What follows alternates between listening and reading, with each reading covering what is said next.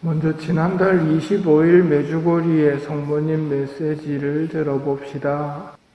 사랑하는 아이들아, 하느님께 돌아오너라. 다시 기도하여라. 그러면 성령께서 사랑으로 너희를 채워주실 것이다. 하느님께 돌아오너라. 다시 기도하여라. 그러면 성령께서 너희를 채워주실 것이다.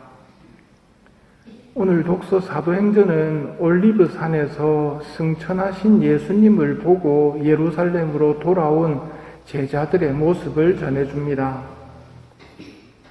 혹시 예수님께서 승천 직전에 하신 말씀이 뭔지 아십니까? 이렇게 시작됩니다. 주님께서 이스라엘 왕국을 다시 세워주실 때가 바로 지금입니까? 그러자 그 때와 시기는 아버지께서 당신 권능으로 결정하셨으니 너희가 알 바 아니다. 그러나 성령이 너희에게 오시면 너희는 힘을 받아 예루살렘과 온 유다와 사마리아뿐만 아니라 땅끝에 이르기까지 어디에서나 나의 증인이 될 것이다 하고 말씀하십니다.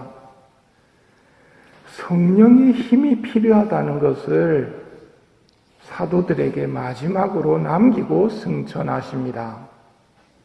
그래서 예루살렘으로 돌아온 제자들은 자기들이 묵고 있던 위층 방으로 올라갔다. 그들은 여러 여자와 예수님의 어머님과 그분의 형제들과 함께 한 마음으로 기도에 전념하였다. 기도에 전념하였다. 이것이 지금 성모님의 도움을 받으며 다락방으로 들어가 성령 강림을 기다리며 기도에 전념해야 할 때임을 말해주는 것입니다. 복습을 겸해서 생각해 봅시다. 왜 성령 강림이 필요합니까? 예수님의 뒤를 따르려면 예수님께서 가신 길을 우리도 따라야 하는데 예수님께서는 시작부터 오늘 복음에 나오듯이 성령의 힘으로 잉태되셨고 공생활을 시작하실 때도 성령의 인도로 광야에 나가 유혹을 받고 이기신 다음 성령의 힘을 지니고 갈릴레아에 오셔서 하늘나라의 복음을 전하셨습니다. 그렇다면 예수님의 뒤를 따르려는 우리에게도 당연히 성령님의 도움이 필요합니다. 또 사도들의 모습을 통해서도 설명이 됩니다. 부활하신 예수님을 만났어도 여전히 사람들이 두려워 문을 닫아 걸고 지냈던 제자들입니다. 부활했다는 지식만 가지고는 별 도움이 되지 못합니다. 하느님은 전지전능하시다. 지식으로 아는 거 별 도움이 되지 못합니다. 그래서 예수님께서는 승천하시면서 성령이 오시면 힘을 받아 나의 증인이 될 것이다 하시면서 제자들에게 방향을 가르쳐 주셨고 이 말씀을 듣고 제자들은 성모님과 함께 다락방으로 들어가 기도에 전념합니다. 다음 달 성령 강림을 앞두고 있는 우리가 지금 무엇에 전념해야 될지 알려주시는 말씀입니다. 그런데 왜 성모님과 함께 기도해야 할까요? 죄인들의 기도는 힘이 없지만 의인의 기도는 큰 힘을 냅니다. 죄인이라는 말 자체가 벌써 하느님으로부터 멀리 떠나 있다는 말이거든요. 하느님으로부터 떠난 사람의 기도는 힘이 없습니다. 불뱀에 물려서 구리뱀을 만들 때를 생각해 보십시오. 그때 우리가 얻은 교훈이 뭐였습니까? 하느님께 불평했던 이스라엘 백성은 하느님 앞에 용서를 청하러 나갈 자신도 없습니다. 죄인이라는 걸 스스로 알기 때문입니다. 그래서 모세에게 부탁을 하죠. 그래서 하느님이 구리뱀을 알려주셨단 말입니다. 그렇다면 하늘로부터 오는 힘을 받으려면 내가 의인이라면 당당하게 하느님 성령을 보내주십시오 하고 큰 소리 칠 수 있겠지만 내가 의인이 아니라 죄인이라면 의인의 도움이 필요합니다. 그래서 성모님의 도움이 필요한 겁니다. 그 성모님께 우리가 인사드릴 때 어떻게 기도합니까? 가브리엘 대천사의 인사로 성모님에게 드리는데 은총이 가득한 이여 기뻐하여라. 그 다음 뭡니까? 주님께서 너와 함께 계시다. 주님께서 함께 계신 분, 그분에게 기도를 부탁하는 것이고 그분이 기도해 주시면 그 기도의 힘은 내가 하는 기도와 다르단 말입니다. 그래서 성령 강림을 준비하는 우리도 성모님께 같이 기도해 주십시오 하는 마음으로 묵주를 꺼내 들어야 됩니다.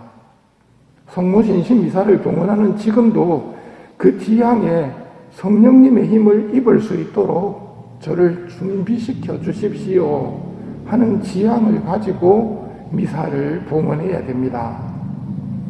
하느님의 은혜를 입으려면 겸손이 필요합니다. 오늘날 우리 인간이 하느님께 주제넘은 물음들을 많이 던집니다. 마귀가 또한 그렇게 유혹하기도 합니다. 주제넘은 물음이라는 게 뭐냐면 앞에서 이야기했던 주님의 나라를 세워주실 때가 지금입니까? 이런 질문들입니다. 그런 질문들을 제자들이 던졌을 때 예수님이 뭐라고 그러십니까? 그 말 잘 새겨놔야 됩니다. 그 때와 시기는 아버지께서 당신 권능으로 결정하셨으니 너희가 알 바 아니다. 주제 파악할 줄 알아야 됩니다. 너희가 알 바 아니다. 너희가 알아야 할 것은 알려주시는 분이다.